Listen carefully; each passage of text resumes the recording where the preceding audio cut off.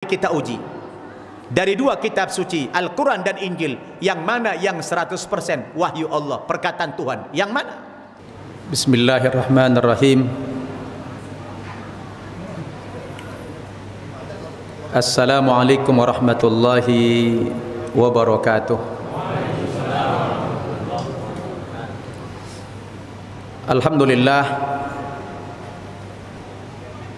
alhamdulillahilladzi nazzala al-furqana ala 'abdihi liyakuna lil 'alamina nadhira. Wassalatu wassalamu ala Rasulillah Sayyidina Muhammad ibn Abdillah wa ala alihi wa ashabihi wa mawalah. La hawla wa la quwwata illa billah. Amma ba'd.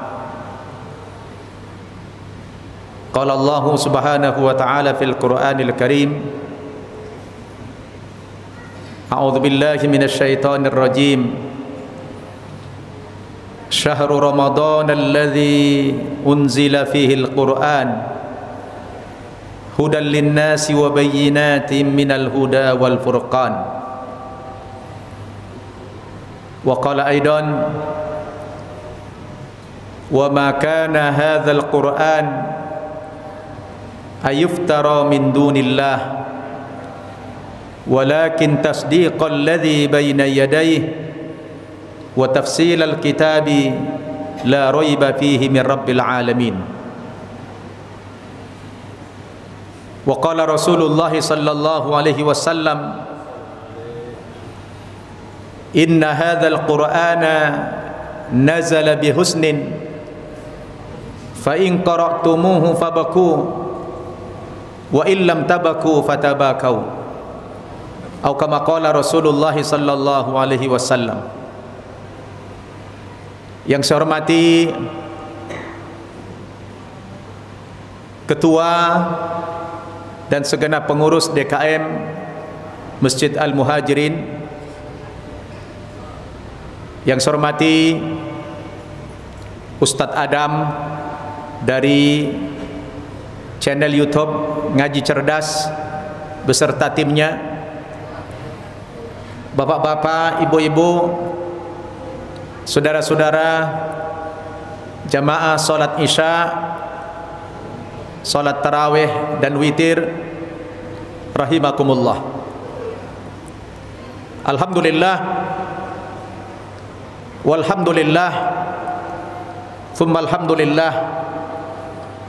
Malam ini atas izin dan perkenannya Allah subhanahu wa ta'ala, kita dapat bersilaturahmi, bertatap muka langsung di Masjid Al-Muhajirin ini dalam rangka memperingati nuzulul Quran atau turunnya Al-Quran di malam hari ini yang bertepatan dengan malam 17 Ramadan, sebagaimana yang diyakini oleh sebagian besar kaum muslimin Indonesia bahwa Al-Quran itu turunnya pada malam 17 Ramadan. Namun saya pribadi malam ini sudah malam yang ke-18, karena saya puasanya mengikuti Saudi kemarin, hari Sabtu tanggal 2 April. Jadi bagi saya pribadi dan mungkin juga sebagian jamaah, ada yang malam ini sudah malam yang ke-18. Mudah-mudahan Idul Fitri kita tahun ini kompak.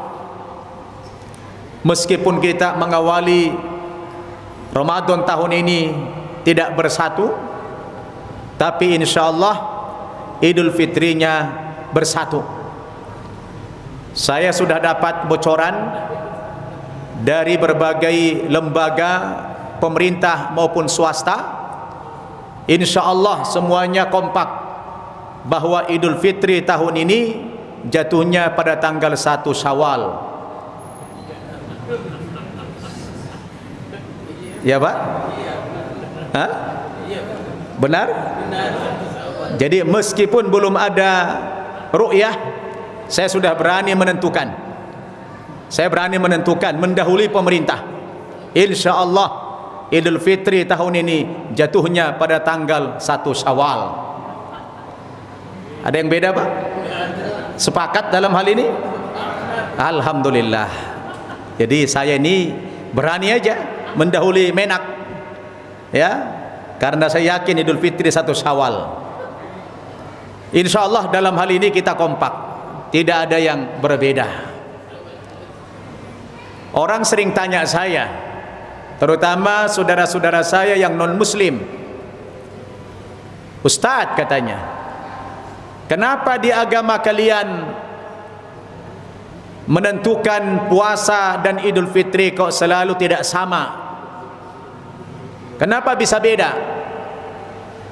Padahal Islamnya cuma satu. Ya saya bilang, kami ini berbeda karena memang ada hadis yang mengisyaratkan bahwa untuk menentukan awal puasa dan Idul Fitri itu harus melihat hilal. Kata Nabi, sumu liru'yatih, berpuasalah kamu karena melihat bulan, melihat hilal. Wa aftiru liru'yatih, dan beridul fitrilah kamu karena melihat bulan. Jadi ada hadis yang memerintahkan demikian. Cuma karena teknologi kita sudah canggih, ya sudah canggih, ilmu falak kita sudah maju, artinya 100-200 tahun ke depan sudah bisa dihitung kapan jatuhnya awal Ramadan dan kapan jatuhnya Idul Fitri. Dari sekarang untuk 100 tahun ke depan sudah bisa dihitung.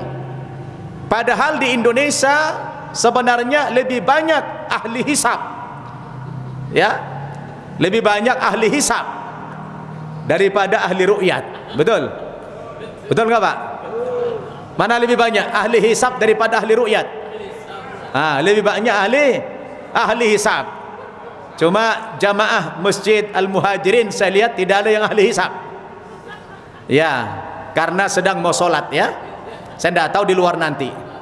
Tapi kalau kita hitung-hitung sepertinya lebih banyak ahli hisab daripada ahli ru'yat, ya kan? Yang semestinya 100 tahun ke depan kita sudah bisa menentukan kapan awal Ramadan dan kapan awal Idul Fitri. Saudi Arabia itu dari dulu sudah tidak pernah menggunakan ru'yat lagi, menggunakan hisab. Karena kalau ru'yat itu tidak bisa dipastikan, bergantung cuaca. Kalau cuacanya mendung, ya tidak kelihatan hilal. Maka Nabi katakan, fa in ghumma alaikum fa akmilu iddata sya'bana 30 yauman.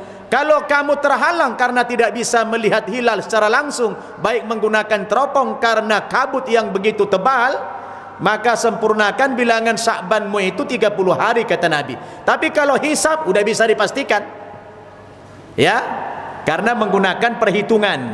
Kalau hisab itu mungkin dulu di zaman Nabi itu sedikit orang yang menguasai ilmu falak, sehingga untuk menentukan kapan jatuhnya Ramadan dan Idul Fitri itu menggunakan cara yang manual, melihat hilal, kan begitu. Tapi di zaman yang sudah modern, yang sudah canggih ini, dari perhitungan peredaran bulan terhadap matahari sudah bisa ditentukan 100 tahun ke depan, ya. Nah, oke, itu kita nggak usah bahas. Yang pasti Idul Fitri tahun ini kompak, 1 Syawal. Bapak Ibu yang saya muliakan, apa kabar sekalian jamaah? Sehat semuanya? Alhamdulillah. Masih ada yang kenal sama saya? Masih ada? Saya dulu sekitar 20 tahunan yang lalu di penghujung tahun 2000, tahun 90-an, sekitar tahun 98, 99 sampai 2000 awal, saya pernah bikin kantor yayasan di sini dekat SD itu. Kurang lebih 2 tahun saya pernah tinggal di sini, dan saya pernah juga ceramah 20 tahun yang lalu di sini. Jadi sudah 20 tahun yang lalu, tidak terasa itu. Subhanallah. Mungkin yang senior-senior masih ada yang kenal 1-2 orang, ya. Dulu sahabat saya almarhum Haji Yanto Daci, orang Nias, mu'allaf. Jadi kita dulu di sini bikin yayasan mu'allaf, yang sekarang sudah menjadi pesantren Mu'allaf An-Naba Center Indonesia. Alhamdulillah saya sudah mendirikan sampai 6 cabang. Ya, awalnya dulu dari sini, mengawali sejarah adanya yayasan mu'allaf yang saya pimpin dulu dari daerah sini awalnya. Kemudian saya hijrah ke Bintaro. Di Bintaro saya dirikan pesantren mu'allaf An-Naba Center Indonesia. Kemudian di NTT, di Kupang, Nusa Tenggara Timur, saya bangun ada 3 pesantren mu'allaf. Dan yang terbaru lagi ada cabang kita yang ke-6 di daerah Gadok, Bogor. Jadi sudah lama, 20 tahunan tidak kemari, saya pangling melihat Masjid Al-Muhajirin ini sudah berubah. Sudah ada sayap kanan, sudah ada sayap kiri, sudah ada bangunan di belakang bertingkat. Ini masjid sudah sangat modern. Alhamdulillah. Ya, harus ada peningkatan. Namanya juga Al-Muhajirin. Al-Muhajirin orang-orang yang hijrah, orang-orang yang berpindah. Orang yang berpindah itu kan sifatnya dinamis, betul? Dinamis, terus mengalami perubahan, mengalami kemajuan. Alhamdulillah. Jadi sesuai dengan namanya Masjid Al-Muhajirin. Bapak Ibu yang saya muliakan, waktu saya tidak cukup banyak karena kita belum sholat tarawih. Malam ini katanya kita memperingati nuzulul Quran, turunnya Al-Quran. Pada mukaddimah tadi saya membacakan satu ayat di surat Al-Baqarah ayat 185 yang menegaskan bahwa bulan Ramadan ini dulunya bulan di mana Allah turunkan Al-Quran. Syahrul Ramadan alladzi unzila fihi Al-Quran hudan linnasi wa bayyinatin minal huda wal furqan. Bulan Ramadan, kata Allah, bulan yang di dalamnya pertama kali diturunkan Al-Quran. Ada orang bertanya, Ustaz, apa hubungannya atau apa bedanya ayat yang menjelaskan dalam surat Al-Baqarah ayat 185 tadi dengan surat Al-Qadar? Inna anzalnahu fi lailatul qadr wa ma adraka ma lailatul qadr lailatul qadri khairum min alfi syahr tanazzalul malaikatu waruhu fiha biidzni rabbihim min kulli amr salamun hiya hatta matla'il fajr. Bahwa Al-Quran ketika turun di satu malam yang kebetulan malam itu berada di bulan Ramadan, maka nilai satu malam itu, kata Allah, lebih baik daripada 1000 bulan. Jadi kalau orang bertanya apa korelasinya antara surat Al-Baqarah ayat 185 dan surat Al-Qadar, kalau di surat Al-Baqarah tadi Allah menjelaskan Al-Quran turunnya di bulan Ramadan. Kalau surat Al-Qadar, Al-Quran turun dalam satu malam, maka nilai satu malam itu lebih baik daripada 1000 bulan. Dan satu malam itu berada di bulan Ramadan. Nah, begitu penjelasannya. Al-Quran yang mana yang turun di bulan Ramadan? Al-Quran yang 30 juz itu. Jadi Al-Quran itu sekaligus turun dari Lauhil Mahfud ke sama'id dunya, ke langit dunia ini, dibawa malaikat Jibril bersama para malaikat-malaikat langit mengawal itu Al-Quran ke bumi. Mula-mula Al-Quran diturunkan ke langit dunia ini sekaligus 30 juz itu. Baru nanti dari sama'id dunya, dari langit dunia ini disampaikan kepada Nabi berangsur-angsur, bukan hanya di bulan Ramadan, tapi di bulan-bulan apa saja ada, bergantung kebutuhan. Disampaikan malaikat Jibril Al-Quran kepada Nabi itu bukan satu malam, tapi selama 22 tahun 2 bulan 22 hari, atau dibulatkan kurang lebih 23 tahun. Jadi cukup lama Al-Quran itu disampaikan kepada Nabi bergantung kebutuhan ayat Nabi atau bergantung kehendak Allah Subhanahu wa taala kapan Al-Quran akan disampaikan kepada nabinya. Namun yang pasti Al-Quran itu ketika turun, Masya Allah, nilai satu malam itu lebih baik daripada seribu bulan. Memang Bapak Ibu, kalau kita sudah bicara Al-Quran, siapapun yang bersentuhan dengan Al-Quran ini pasti derajatnya dinaikkan oleh Allah, ditinggikan oleh Allah. Contoh, malaikat Jibril ditugaskan oleh Allah menyampaikan wahyu, menurunkan Al-Quran. Dengan Al-Quran itu derajat malaikat Jibril ditinggikan oleh Allah menjadi Sayyidul Malaikah. Apa Pak? Menjadi pemimpin para malaikat. Jadi malaikat Jibril dengan Al-Quran diangkat derajatnya menjadi pemimpinnya para malaikat. Kemudian Al-Quran itu turunnya di bulan Ramadan. Karena Al-Quran turun di bulan Ramadan, maka gelar Al-Quran itu menjadi mulia, menjadi Sayyidul Ambi, Sayyidus Syuhur, pemimpinnya bulan. Masya Allah. Turun Al-Quran di bulan Ramadan, nilai Ramadan itu meningkat menjadi Sayyidus Syuhur, induknya para bulan. Kemudian Al-Quran diturunkan di bulan Ramadan satu malam, dan nilai satu malam itu khairun min alfi syahr, lebih baik daripada 1000 bulan. Subhanallah, kalau sudah bersentuhan dengan Quran. Lalu Al-Quran disampaikan kepada Nabi Muhammad sallallahu alaihi wasallam. Dengan Al-Quran itu derajat Nabi Muhammad diangkat oleh Allah menjadi Sayyidul Anbiya wal Mursalin, pemimpinnya para nabi dan para rasul. Lalu Al-Quran disampaikan kepada umatnya sebagai pedoman umat Islam, umat Nabi Muhammad. Maka dengan Al-Quran itu derajat umat Nabi Muhammad diangkat oleh Allah menjadi khairu ummah, umat yang terbaik. Subhanallah, hebatnya Pak Bu. Kalau sudah bersentuhan dengan Al-Quran, siapapun dia pasti akan ditinggikan derajatnya oleh Allah Subhanahu wa ta'ala. Ada orang yang cacat,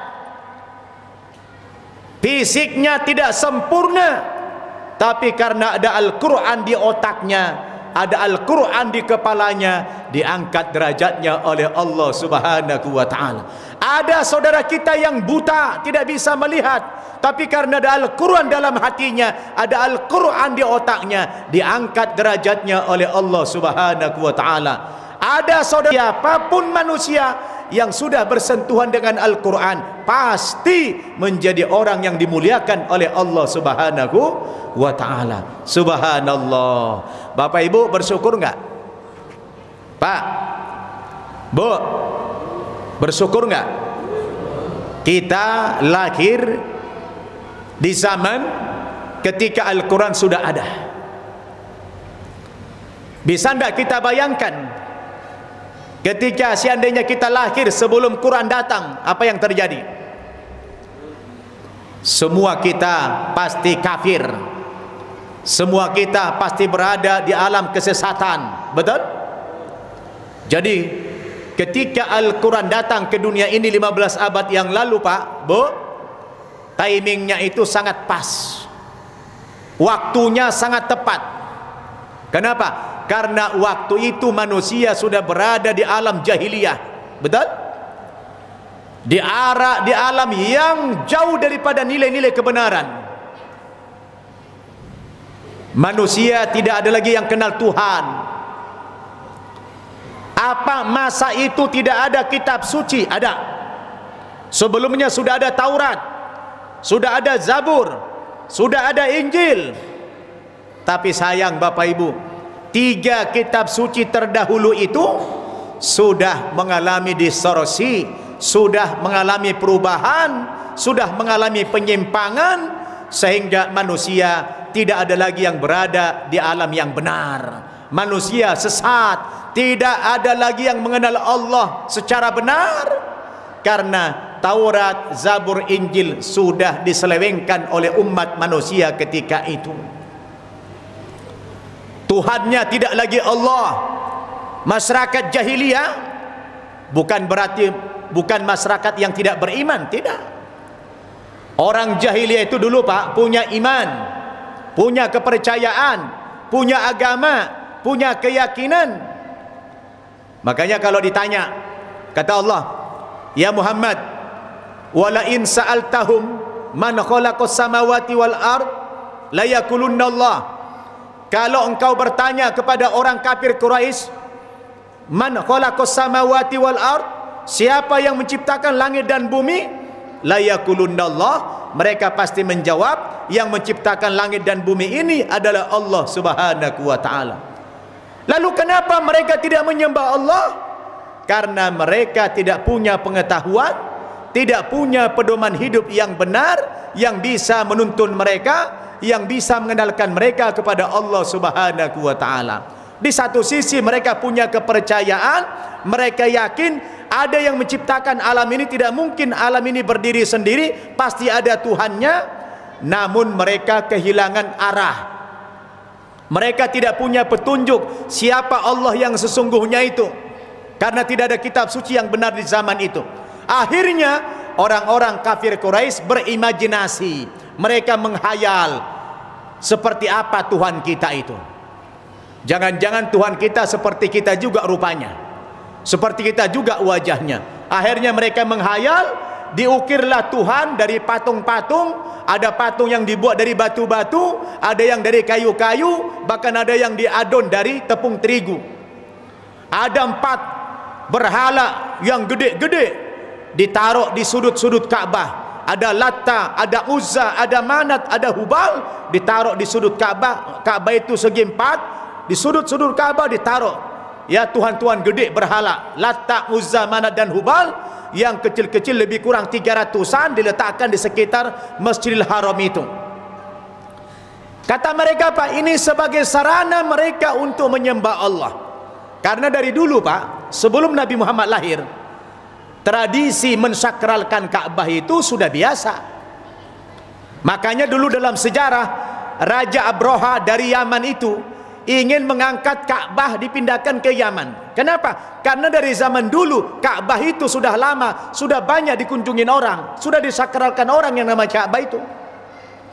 Karena secara ekonomi suatu tempat kalau ramai dikunjungi manusia, pasti perekonomian daerah itu akan hidup, betul nggak? Karena orang yang datang ke satu tempat itu, Pak, butuh makan, butuh minum, betul nggak? Butuh tempat istirahat. Maka menurut Raja Abraha, ini Ka'bah harus dipindahkan ke Yaman sebelum Nabi lahir itu. Karena mereka sudah mensakralkan Ka'bah dari zaman dulu. Akhirnya Pak, diutuslah tentara-tentara pasukan Abraha itu. Baru sampai di Mina, diutus oleh Allah Ababil. Ababil itu artinya burung yang berombongan, burung yang berjamaah. Diutus oleh Allah membawa batu-batu kerikil dari neraka, melempari pasukan Abraha ini yang bercita-cita memindahkan Ka'bah ke Yaman. Akhirnya belum sampai ke Makkah, baru di Mina udah tewas semua pasukan ini, Pak. Artinya apa? Tradisi memuliakan, mensakralkan Ka'bah itu jauh sebelum Nabi Muhammad lahir sudah ada. Benar? Makanya mereka letakkan patung-patung di situ. Ini menjadi media, menjadi sarana untuk menyembah Tuhan yang sesungguhnya, kata mereka. Ya, Masya Allah. Akibat apa, Pak?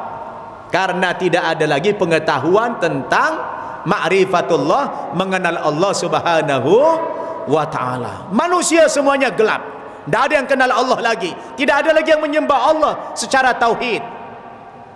Maka dalam suasana yang semacam itu, diutuslah Nabi Muhammad. 40 tahun kemudian beliau diberikan wahyu oleh Allah Subhanahu wa taala berupa Al-Qur'an. Sejak itulah dunia ini berubah sampai hari ini dan sampai hari kiamat. Insyaallah Al-Qur'an itu akan tetap otentik, akan tetap asli, Kenapa zaman dulu Alkitab, Taurat, Zabur, Injil bisa dirubah oleh kaumnya? Karena pemeliharaan Taurat, Zabur, Injil itu dulu Pak diserahkan kepada nabinya. Kepada siapa? Nabinya. Taurat diserahkan kepada Musa, dia yang menjaga Taurat itu. Zabur kepada Daud, Daud yang menjaganya. Injil kepada Isa, Isa yang menjaganya. Ketika nabi-nabi ini sudah wafat, sudah tidak ada lagi di dunia ini, pemeliharaan kitab suci ini berpindah tangan kepada umatnya.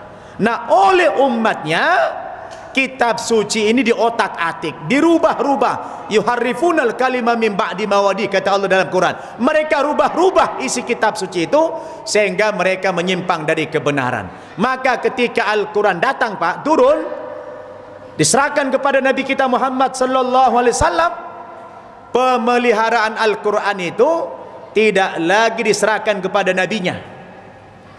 Karena berangkat dari pengalaman sebelumnya kitab suci dirubah-rubah, maka ketika Al-Quran turun, pemeliharaannya tidak diserahkan kepada Nabi Muhammad dan tidak pula kepada umatnya. Nanti dirusak lagi.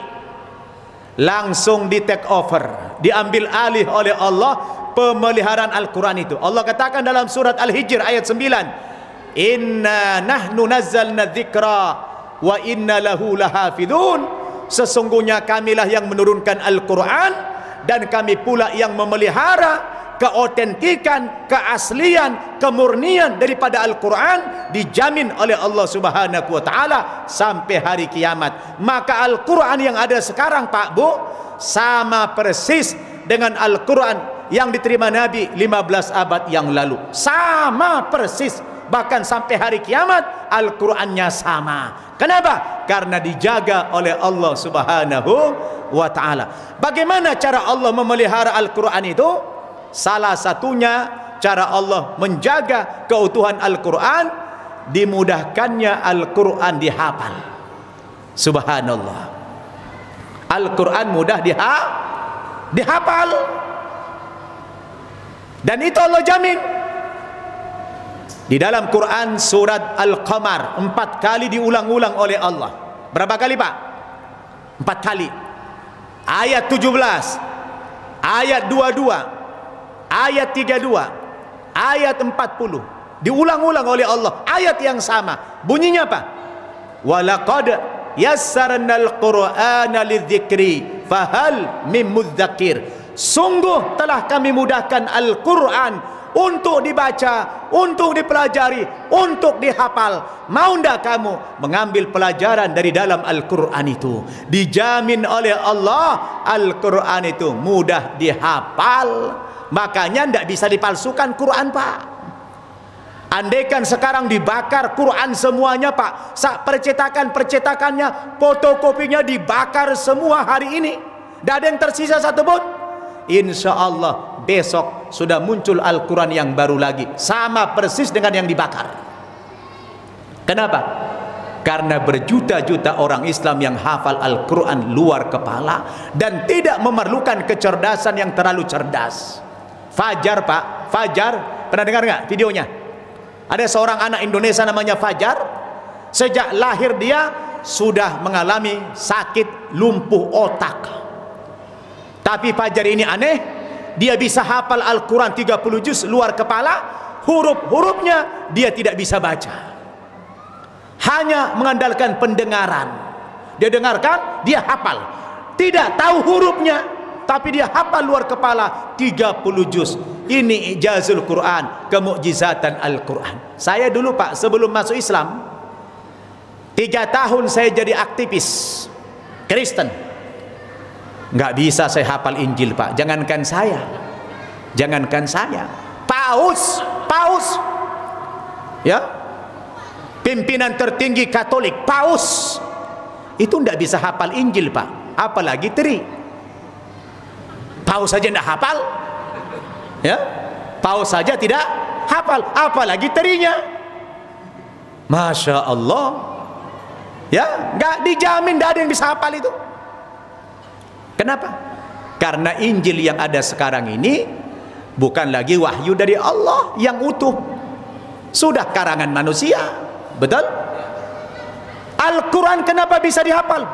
Padahal Al-Quran bukan bahasa ibu kita, paham pun kita tidak tahu kita artinya itu, tapi bisa dihafal luar kepala. Ini kan aneh ini. Kalau bukan kebenaran Pak, kalau bukan mujizat dari Allah, mustahil Pak. 6.000 ayat lebih hafal luar kepala, 600 halaman. Allahu Akbar. Aneh. Makanya sekarang banyak orang berbondong-bondong masuk Islam Pak. Saya aja mengislamkan ratusan orang. Baru saya sendiri ratusan orang saya syahadatkan. Kenapa? Karena kita dakwahnya itu bagus.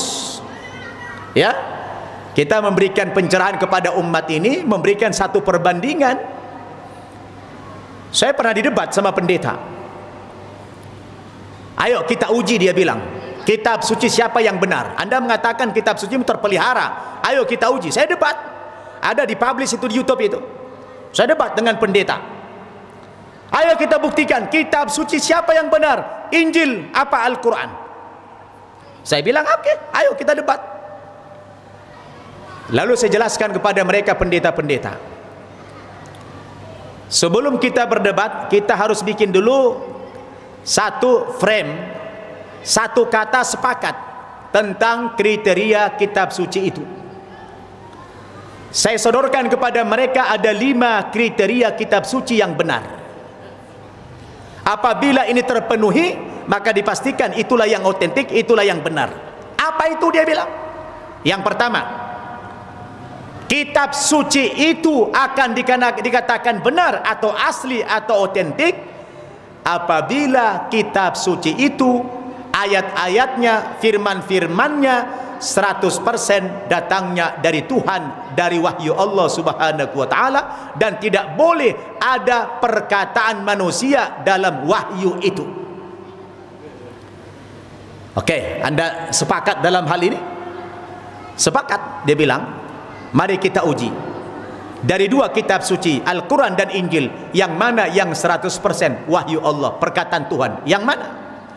Coba buka kitab sucimu, sudah nyata-nyata tertulis di situ Injil karangan Matius, Injil karangan Lukas, Injil karangan Markus, Injil karangan Yohanes.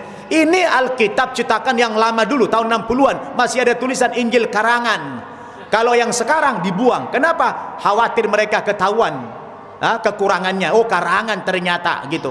Dibuang istilah karangan itu. Al-Quran, tidak ada perkataan Nabi Muhammad satu ayat pun di Quran itu. Makanya Al-Quran itu Pak, ya, dulu waktu pembukuan pertama Quran, sahabat dilarang Nabi menulis hadis. Semua sahabat hanya fokus menuliskan Al-Quran.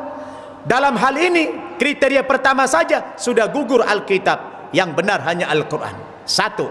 Yang kedua, ciri kitab suci yang benar itu saya bilang, sejatinya kitab suci itu ditulis pada zaman ketika Al-Quran, kitab itu sedang turun atas perintah dan konfirmasi sang yang menerima wahyu itu. Al-Quran kapan ditulis? Al-Quran ditulis ketika Nabi Muhammad masih hidup, ketika wahyu sedang turun. Karena Nabi Muhammad itu buta huruf, tidak pernah sekolah, tidak bisa baca, tidak bisa nulis. Gelarnya bukan profesor, bukan doktor. Gelar Muhammad di Quran adalah ummi. Apa? Ummi artinya buta huruf. Alladzina yattabi'una ar-rasulan nabiyyal ummi. Surat Al-A'raf ayat 157. Nabi Muhammad gelarnya adalah ummi, buta huruf. Orang nanya saya, abang saya yang Kristen nanya saya, Dek, katanya Nabi kalian itu buta huruf, tidak bisa baca, tidak bisa nulis. Benar apa tidak? Benar bang, saya bilang. Loh, kamu kenapa mau ikut Nabi yang buta huruf? Ntar dulu bang, saya bilang.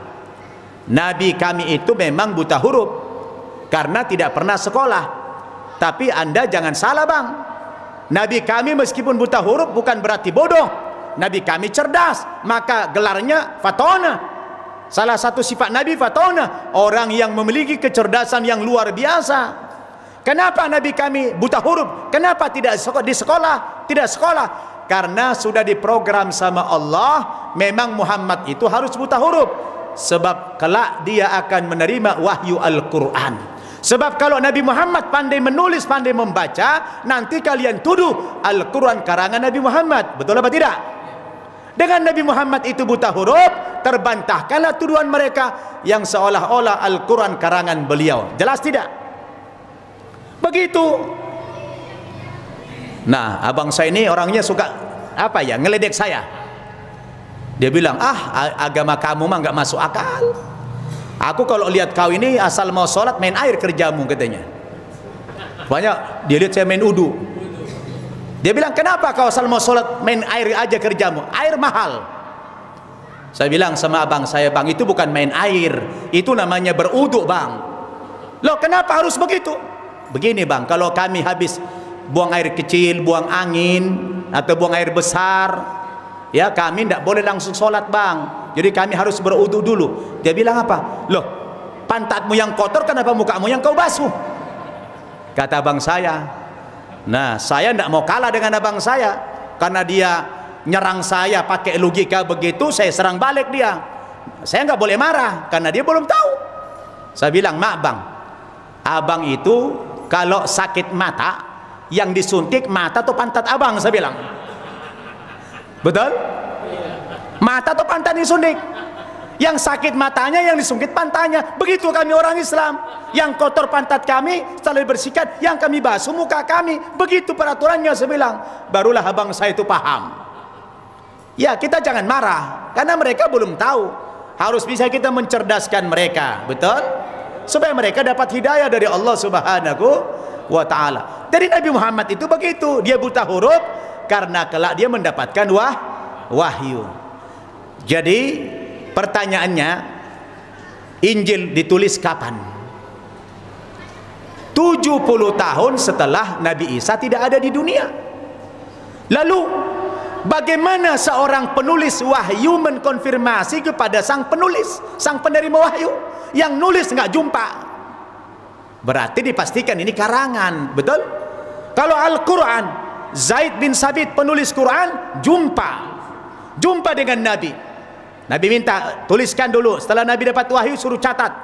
Dulu belum ada kertas, di batu, di tulang-tulang, di pelepah korma, ditulis sama sahabat. Habis ditulis, kata Nabi, coba bacakan apa yang kamu tulis. Dikonfirmasi dengan bacaan Nabi. Oh, cocok, checklist, udah benar. Habis itu dihafal oleh sahabat.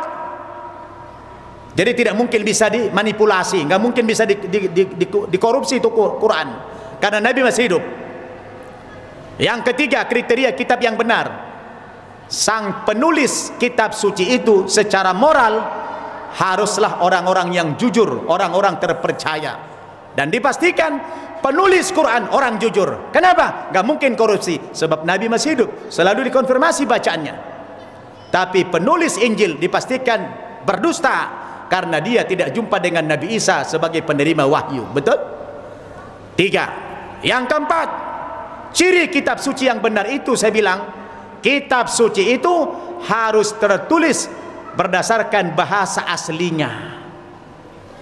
Al-Quran datang turun menggunakan bahasa Arab, maka dibukukan pun berbahasa Arab sampai kiamat berbahasa Arab. Tapi Injil tadinya menggunakan bahasa Ibrani, bahasa Hebrew, tapi sekarang sudah ditranslate ke dalam berbagai macam bahasa. Sedangkan peralihan satu bahasa kepada bahasa yang lain pasti ada perubahan. Betul apa tidak?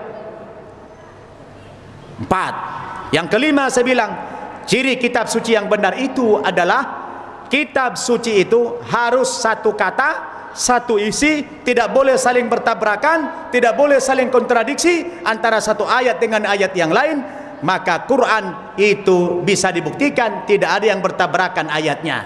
Tapi kalau kita baca Injil, banyak yang kontradiksi, banyak yang bertabrakan satu ayat dengan ayat yang lain, terutama yang berkaitan dengan konsep ketuhanan. Di dalam Injil Markus pasal 12 ayat 28 sampai 29, nyata-nyata Yesus mengajarkan Tuhan satu.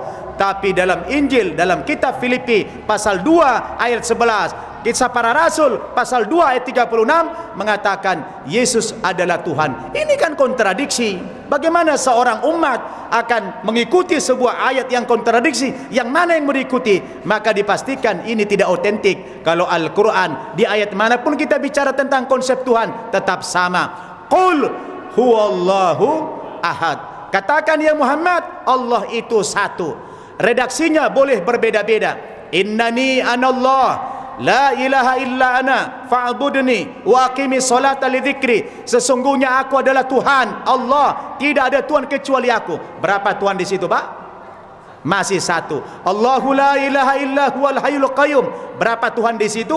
Masih satu. Redaksinya boleh berbeda-beda, tapi substansinya tetap satu. Inilah bukti kitab suci yang benar adalah Al-Quran. Subhanallah. Akhirnya pendeta-pendeta keok juga itu. Saifuddin Ibrahim 2 kali saya debat sama dia, dipublish juga di YouTube. 2 kali saya debat sama Saifuddin Ibrahim, murtadin. Sekarang kalau Bapak Ibu lihat wajahnya, Masya Allah, ngeri lihat wajahnya. Karena setiap hari menghajar Islam, wajahnya makin tidak berbentuk apa lagi, makin aneh wajahnya. Ya, sudahlah tidak ada cahaya lagi, Masya Allah, aneh lihat wajahnya itu. Terakhir dia ngejek-ngejek puasa, ngejek macam-macam, diejek sama dia. Makin diejek Islam ini makin hancur mukanya saya lihat. Ya, ini orang yang murtad. Tapi alhamdulillah anaknya 3 orang itu muslim militan. Namanya aja ngeri. Saddam Hussein, Humaini, Muammar Gaddafi, nama-nama tokoh semuanya. Masya Allah. Bapaknya murtadin, pendeta pendusta. Masya Allah. Sekarang jadi buronan. Sekarang masih buronan, belum ditangkap sampai hari ini. Jadi Bapak Ibu Saudara, inilah kriteria kitab suci yang benar yang kita suguhkan kepada mereka. Dengan demikian insya Allah mereka diberikan hidayah oleh Allah Subhanahu wa ta'ala. Hanya Al-Quran saja yang otentik. Makanya beruntung kita, Pak. Anak kecil umur-umur 5 tahun kayak Musa itu hafal 30 juz. Jadi nggak mesti harus profesor, nggak mesti harus polimi otaknya 100 ke atas. Enggak. Orang yang lumpuh otak saya bisa hafal Quran. Makanya kita umat Islam, Pak, jangan jauh-jauh dari Al-Quran. Ini kita di bulan Ramadan, alhamdulillah umat Islam Indonesia sekarang juga sedang bangkit. Di mana-mana sekarang menjamur lembaga-lembaga tahfizul Quran. Betul? Lembaga tahfizul Quran. Di saat pemimpin sekarang ini ingin menjauhkan Islam dari negara, umat Islam makin komitmen. Betul? Undang-undang pesantren sekarang mau dihilangkan, tapi umat Islam makin komit terhadap Islamnya. Betul? Kenapa? Masya Allah, sekarang sedang terjadi kebangkitan, Pak, Islam di Amerika. Coba lihat bulan Ramadan sekarang bersejarah, Pak. Di Times Square di New York ada sholat tarawih berjamaah di tempat terbuka, Pak, di alun-alun di New York itu, Pak. Ada siaran langsung sholat tarawih. Aneh nggak? Di negara liberal. Saya kebetulan dulu sebelum COVID beberapa kali saya mampir di situ, nongkrong saya di situ. Saya dulu sebelum COVID ini sering ceramah ke Amerika, ke Eropa, kemana-mana saya keliling, ya, berdakwah, menyampaikan kebenaran Islam ini. Alhamdulillah, ya, jangan sampai ada manusia, ya, yang belum sampai kepada mereka berita-berita kebenaran Islam ini. Kita harus dakwah sekuat tenaga kita, betul? Mengajak dengan cara-cara yang elegan. Maka tahun ini saya, ya, membuka pesantren baru, pesantren modern, Darul Ilmi Indonesia namanya, berafiliasi ke Gontor. Yang selama ini saya dikenal Abul Mu'allaf, bapaknya para mu'allaf. Mulai tahun ini saya ekspansi juga. Bukan hanya bapaknya para mu'allaf, ketika pemimpin kita kurang bersahabat dengan Islam ini, saya gelisah, saya risau, ingin berkontribusi walau sedikit. Saya mendirikan pesantren modern Darul Ilmi Indonesia yang terletak di Gadok, ya. Dia berafiliasi ke Gontor, menggunakan kurikulum Gontor, KMI Kulliyatul Muallimin Al-Islamiyah, Gontor Muadalah 6 tahun, tamat SD, menggunakan 2 bahasa, bahasa Arab dan Inggris. Alhamdulillah baru saya luncurkan 2 bulan yang lalu, Pak. ini yang sudah lulus tes 70 orang. Dari target saya tahun ini, tahun pertama ini akan menerima 150 santri. Tahun pertama masih ada kuota 80 orang lagi. Jadi kalau ada cucu bapak ibu, anak ibu yang belum dapat sekolah pesantren, silakan nanti, ya, silakan didaftarkan ke pesantren kita di daerah Gadok. Insya Allah kami siap mendidik menjadi anak yang berkualitas, menjadi anak yang militan, insya Allah, ya. Bila perlu nanti kita kader mereka dakwah ke seluruh dunia. Karena saya alhamdulillah punya pengalaman, Pak, keliling dakwah 4 benua, ya. Eropa, Amerika, Australia, Asia, pergi dakwah. Kenapa? Allah mengatakan, wa ma kunna mu'adzibina hatta nab'atha rasula. Kami tidak akan mengazab suatu kaum sampai datang kepada mereka utusan kami, kata Allah Subhanahu wa taala. Jadi jangan sampai ada orang non muslim, Pak, sampai mati mereka belum sampai ke telinga mereka berita-berita kebenaran Islam ini. Kita diminta pertanggungjawaban sama Allah Subhanahu wa taala. Kalau ada tetangga kita, saudara kita sampai mati belum pernah kita dakwahi, kita diminta pertanggungjawaban oleh Allah Subhanahu wa taala kelak. Maka mari kita semua komitmen untuk menjadi pendakwa Islam. Anak-anak kita kader untuk juru-juru dakwah Islam ini. Insya Allah pesantren, kalau dulu kesan orang pesantren itu, Pak, nanti tamat pesantren kamu paling jadi tukang tahlilan aja, tukang pimpin doa saja, betul, gembel. Sekarang, Pak, Masya Allah, alumni pesantren hebat-hebat, Pak, jadi menteri, jadi pejabat negara, jadi tentara, jadi polisi, hebat. Teman saya tamatan pesantren dipakai imam di Qatar. Saya 2 tahun yang lalu sebelum Covid diundang ceramah ke Qatar. Salut saya, Pak, teman saya mobilnya, Pak, imam mewah-mewah, gajinya di atas 100 juta, tamatan pesantren, Pak. Dia tanya saya, Ustaz, kalau kami di sini makmur, mobil kami mewah-mewah, kata teman saya ini. Antum di Jakarta mobilnya apa? Saya bilang Alphard. Apa itu? Al-Fatihah. Ya, mobilnya Al-Fatihah. Alhamdulillah. Karena orang sana, Pak, menghargai yang namanya ustadz itu. Dan di Indonesia pun alhamdulillah pelan-pelan ustadz itu sudah dimuliakan, dihargai, betul? Jadi bukan zaman dulu lagi pesantren tempat pembuangan. Oh, ancaman orang itu dulu apa? Kalau kau nakal, saya kirim ke pesantren. Loh, kok pesantren tempat pembuangan orang nakal? Dulu begitu ancamannya, benar nggak? Kalau kau nak nakal, mama kirim kamu ke pesantren. Kok begitu ancamannya? Mestinya begini, kalau kau baik, aku kirim ke pesantren. Mantap, betul nggak? Ini dulu begitu, kalau nakal-nakal ke pesantren, ya. Jadi pesantren seolah-olah tempat pembuangan nakal. Tapi insya Allah, walaupun dari nakal tadinya masuk pesantren, bisa dibimbing menjadi anak yang baik. Terakhir, Bapak Ibu, karena kita ini, saya ekspansi pesantren ini, pesantren baru. Saya sekarang lagi cari-cari wakaf tempat tidur dan lemari santri, ya. Jadi saya lagi cari-cari, saya butuh sekarang ini ranjang tingkat, ya, dan lemari santri itu butuh kami sekitar 100 tempat tidur. Jadi saya lagi tawarin ke jamaah, barangkali ada jamaah yang ingin wakaf dalam bentuk tempat tidur ranjang, nggak usah bawa tempat tidurnya ke sana, kasih uangnya aja. Repot nanti nenteng-nenteng tempat tidur, ya. Itu kita tawarkan wakafnya 3 juta rupiah, ya. Kalau ada di antara jamaah yang berniat mewakafkan, ya, insya Allah ini jadi amal jariah mengalir. Karena saya beli ini, saya pergi ke Blora nyari kayunya, Pak, jati bekas, jati yang copotan itu, yang dijual 20-an tahun. Wah, itu kalau dibikin tempat tidur, saya bilang gagah. Saya ke sana carinya, alhamdulillah. Tinggal cari uangnya saja. Kita sudah pesan ke sana, kalau ada jamaah yang ingin berwakaf tempat tidur santri dan lemari, kita tawarkan 3 juta per 1 set. Nanti bisa menghubungi pengurus di sini. Insya Allah bulan 7 nanti santri kita sudah masuk, lebih kurang 150 santri itu. Kenapa tidak dibebankan kepada santri? Karena kami tidak mau bisnis. Sebab kebetulan sampai hari ini yang banyak daftar orang yang tidak mampu, anak-anak yatim semuanya kita buat gratis. Jadi kita mari melakukan yang namanya subsidi silang untuk memajukan pendidikan Islam di Indonesia ini di saat kita menghadapi tantangan yang luar biasa. Semoga melalui nuzul Quran ini Allah Subhanahu wa taala tanamkan dalam jiwa kita kecintaan terhadap Al-Quran. Allahumma arhamna bil Quran waj'alhu lana imama wa nura wa huda wa rahmah. Allahumma dzakkirna minhu ma nasina wa 'allimna minhu ma jahilna birahmatika ya arhamar rahimin. Allahumma ja'alna minal ladzina yastami'una al-qaul fayattabi'una ahsana.